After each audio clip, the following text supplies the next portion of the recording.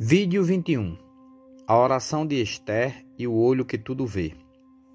O livro de Esther conta como uma jovem judia tornou-se imperatriz da Pérsia, ao se casar com o imperador Assuero, também denominado de Xerxes I. A única passagem que despertou interesse diante dos objetivos deste trabalho foi um pequeno trecho da oração de Esther, que estava em desespero diante da possibilidade do extermínio do povo judeu pelo rei Assuero. Neste trecho é dito, Esther, capítulo 14, versículo 12, Lembrai-vos de nós, Senhor, manifestai-vos no dia da tribulação, dai-nos coragem, Senhor, Rei dos deuses e dominador de todo o principado. Essa parte final, Rei dos deuses e dominador de todo o principado, é reveladora. Ela define que Javé é superior ou mesmo o líder de outros deuses, dos quais é rei, e também é comandante do principado.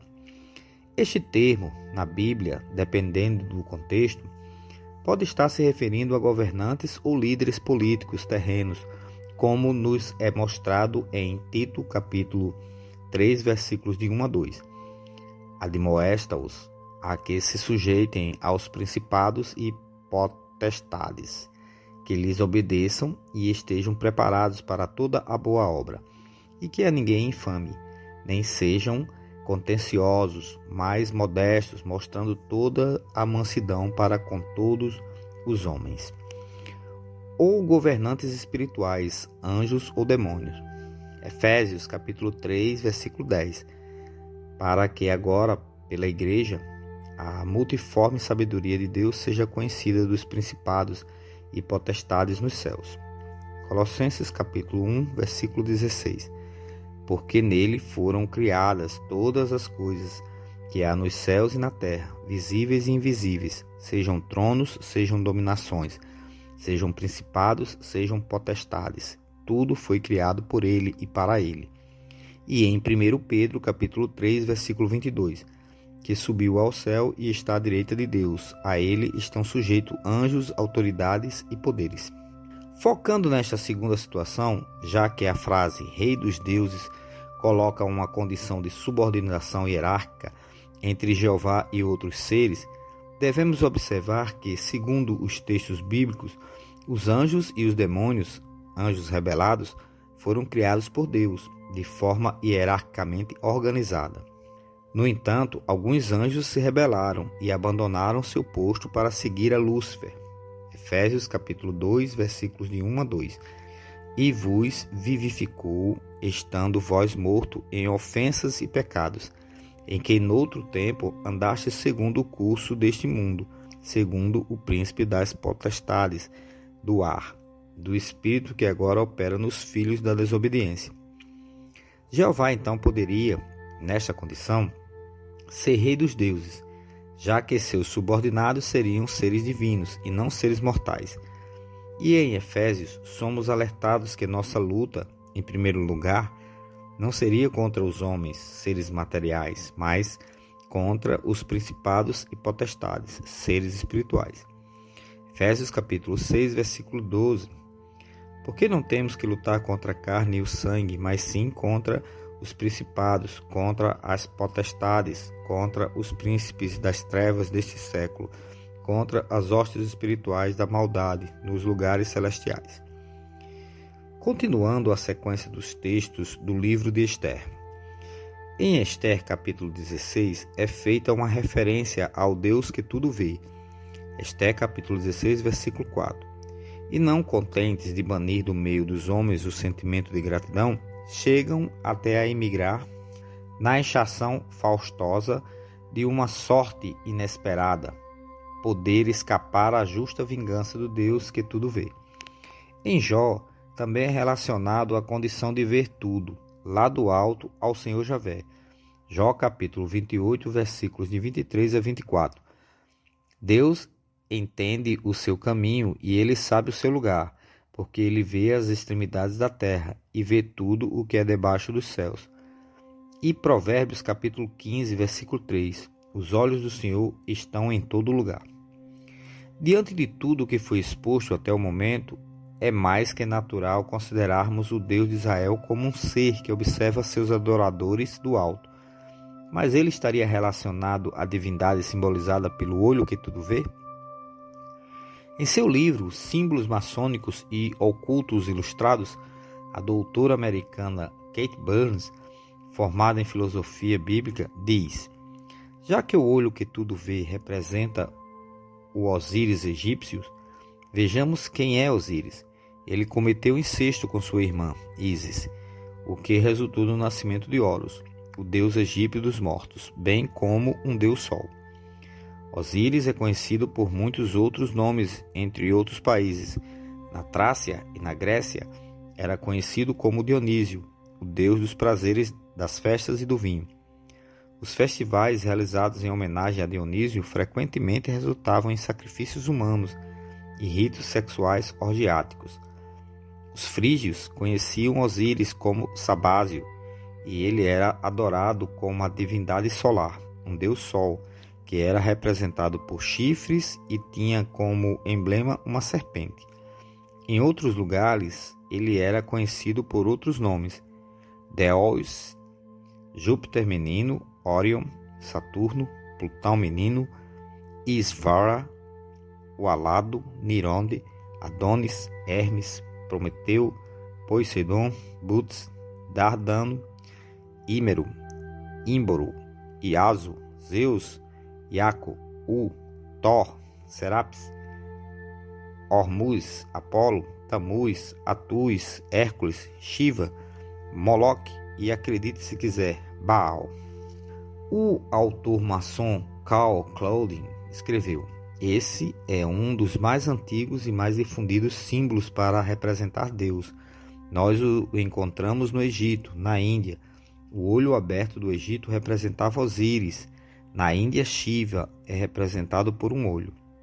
Entretanto, a maçonaria reverencia o olho que tudo vê de forma desproblematizada. Veja o que os próprios autores maçons dizem, a começar por Albert Pike. A estrela flamejante, o pentáculo, é considerada um emblema da onisciência, ou do olho que tudo vê, que, para os iniciados egípcios, era o emblema de Osíris, o Criador. O autor de Guardiões do Graal, o evangélico G.R. Schuss, no entanto, afirma: o símbolo pode representar um Deus, mas não é o Deus da Bíblia. É um olho humano indicando que o homem é Deus. Representa o chamado poder da mente, a capacidade de manipular o seu mundo com o pensamento. O ocultista Frederick Goldman escreve que o olho se relaciona com o Deus dentro de nós, para o maior guardião espiritual que pode ver o propósito da vida do homem e de alguma maneira misteriosa guiá-lo. Portanto, apesar de algumas referências bíblicas, o Deus judeu que tudo vê não é o olho que tudo vê, porque este é apenas uma alusão a um Deus e não o próprio Deus pagão. No entanto, é possível fazer uma relação dessa parte divina que o homem também possui, referida anteriormente com a passagem de Gênesis capítulo 3, versículo 15. Porque Deus sabe que no dia em que comerdes desse fruto, vossos olhos se abrirão e sereis como Deus, conhecendo o bem e o mal. Pois a palavra hebraica ain significa olho no singular e não olhos no plural, a menos que esteja se referindo ao olho de cada um. Assim, a serpente estaria informando ao casal Adão e Eva que ao comer do fruto proibido da ciência do bem e do mal, conhecer o bem e o mal, todos os aspectos da realidade, seus conhecimentos seriam ampliados e suas mentes expandidas de forma mística, e assim eles entrariam em um mundo de percepções ultrasensoriais. Vosso olho se abrirá de forma individual. Este olho singular é chamado de terceiro olho. Seria a clarividência descrita em religiões hindus, o olho de Osíris no Egito e o olho do que tudo vê na maçonaria. Ou seja, tudo de alguma forma tem uma correlação que desperta a curiosidade e aquele sentimento que, de fato, os textos sagrados dos judeus e os de várias religiões, como as hindus e de conceitos esotéricos, tenham muitas coisas em comum em relação às suas divindades e às percepções que elas têm dessas divindades. A Igreja Católica também utilizou o símbolo do olho, colocando-o no centro de um triângulo para simbolizar a Santíssima Trindade, numa referência a "Os olhos do Senhor estão em todo lugar", de Provérbios capítulo 15, versículo 3, e não em relação ao olho que tudo vê, das religiões pagãs e do esoterismo judaico e do esoterismo europeu. Joseph Smith, fundador e profeta da Igreja dos Santos dos Últimos Dias, os Mormons, também mencionou sobre o olho que tudo vê, da divindade, em 1826. Com algum trabalho e esforço que ele encontrou a pedra, levou-a até o riacho, lavou e enxugou-a, sentou-se no banco, colocou em seu chapéu e descobriu que o tempo, o lugar e a distância foram aniquilados, para que todos os obstáculos intervenientes fossem removidos, e que ele possuía um dos atributos da divindade, um olho que tudo vê. Também a Igreja Adventista do Sétimo Dia utiliza esse símbolo oculto, entre outros. O símbolo do olho pode ser visto nesta organização litográfica intitulada Way of Life, concebida por sua profetisa Ellen G. White e seu marido James. Ele conhece suas razões, intenções e propósitos. Vá até ele com seu coração manchado, do jeito que se encontra agora, com o salmista. Abra os compartimentos do coração para o olho que tudo vê e diga: sonda-me, ó Deus, e conhece o meu coração. Prova-me e conhece os meus pensamentos. Vê se há em mim algum caminho mau e guia-me pelo caminho eterno.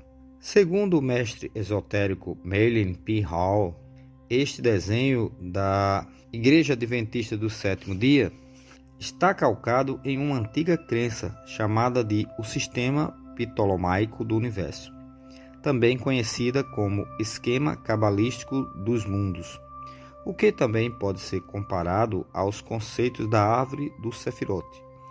O universo de Ptolomeu é uma representação esquemática das relações existentes entre as várias partes divinas e elementares de toda criatura, e não está preocupado com a astronomia, já que essa ciência agora já é compreendida.